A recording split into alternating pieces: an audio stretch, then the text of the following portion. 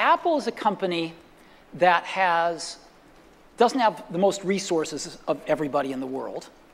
And the way we've succeeded is by choosing what horses to ride really carefully, technically.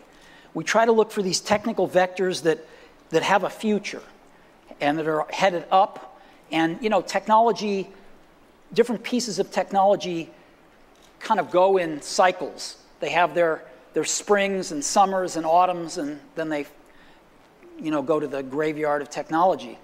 And so we try to pick things that are in their springs.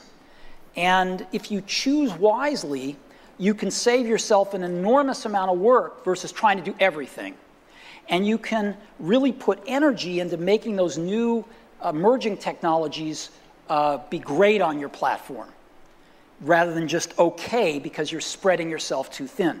So we have a history of doing that. As an example, we went from the 5-inch floppy disk to the 3.5-inch floppy disk with the Mac. Before other people, right? We were the first to do that. We made the 3.5-inch floppy disk popular. Sony invented it, and we put it in the first products. And there were some good reasons we did that. We got rid of the floppy disk altogether in 1998 with the first iMac. We also got rid of these things called serial and parallel ports, and we were the first to adopt USB, even though Intel had invented it.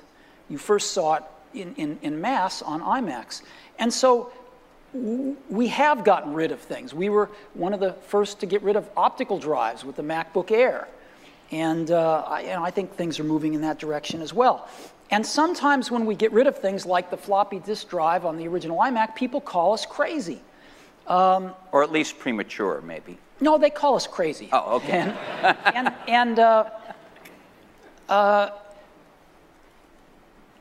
But sometimes you just have to pick the things that look like they're going to be the right horses to ride going forward.